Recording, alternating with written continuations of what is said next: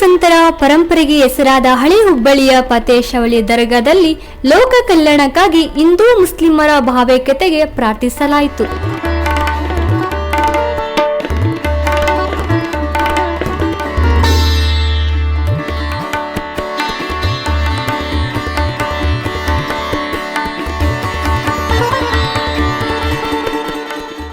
ಉರುಸು ಸಂಭ್ರಮ ಮನೆ ಮಾಡಿದೆ.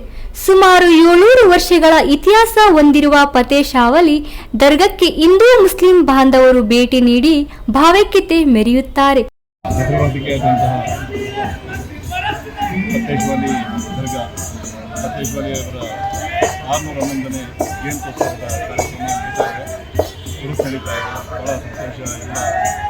ಎಲ್ಲರಿಗೂ ಆ ಭಗವಂತನ ಕೃಪೆ ಮತ್ತು ಹಾರೈಕೆ ನಿಮ್ಮಗಳ ಮೇಲಿರಲಿ ಅಂತೇಳಿ ನಮ್ಮಗಳ ಮೇಲಿರಲಿ ಮೊದಲನೇದಾಗಿ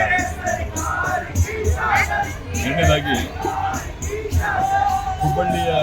ಹುಬ್ಬಳ್ಳಿಯನ್ನು ಎಂದು ಹೆಸರು ಬಂದದ್ದು ಹೂಬಳ್ಳಿ ಅಂತ ಹುಬ್ಬಳ್ಳಿಯನ್ನು ಹೆಸರು ಬಂದದ್ದು ಹೂಬಳ್ಳಿ ಬೇರು ಒಂದೇ, ಆದರೆ ಕಾಂಡಗಳು ಬೇರೆಯಾಗಿ ಬಳ್ಳಿಗಳು ಬೇರೆಯಾಗಿ ಅದರಲ್ಲಿ ಬಂದಿರತಕ್ಕಂಥ ಹೂವುಗಳು ಬೇರೆ ಬೇರೆ ಆಗಿದ್ದಾರೆ.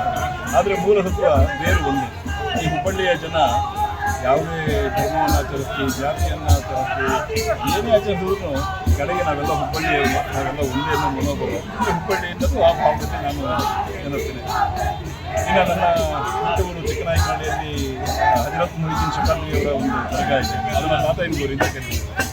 ನಾನು ಸಣ್ಣ ಹುಡುಗ ಅಂದರೆ ನನಗೆ ಬುದ್ಧಿ ಬರೋದಕ್ಕಿಂತ ಮುಂಚೆ ಅಂದರೆ ಅದು ನಾವು ಹುಟ್ಟಿದ 7 ದಿನಕ್ಕೇ ನನ್ನ ತಂದೆ ತಾಯಿ ತಾತಾಯಿನವ್ರ ಊರಿಗೆ ಕರ್ಕೊಂಡು ಹೋಗಿ ಸಕ್ಕರೆ ಕಟ್ಟೆಯನ್ನು ಓದಿಸಿ ನಮಗೆ ಆಶೀರ್ವಾದ ಕೊಡ್ತಾರೆ. ಇವತ್ತು ನಮ್ಮ ಚಿಕ್ಕನಾಯಕನಹಳ್ಳಿ ತಾತೆಯನ್ನು ನಿಜ ದೈವ ಅಂತ ಹೇಳಿ ನಾವು ಪೂಜಿಸ್ತೇವೆ. ಗಂಧದ ಮೆರವಣಿಗೆ ಉರುಸು ಹಿನ್ನೆಲೆಯಲ್ಲಿ ಹುಬ್ಳಿ ಧಾರವಾಡ ಪೊಲೀಸ್ ಆಯುಕ್ತ ಎನ್ ಶಶಿಕುಮಾರ್ ದರ್ಗಕ್ಕೆ ಭೇಟಿ ನೀಡಿದರು.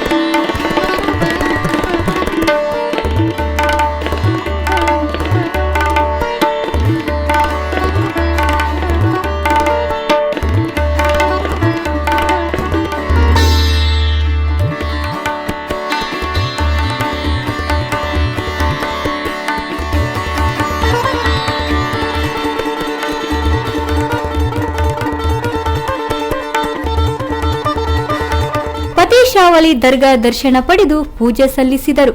ಕ್ರಾಂತಿ ಸಮಾಚಾರ ಹುಬ್ಬಳ್ಳಿ.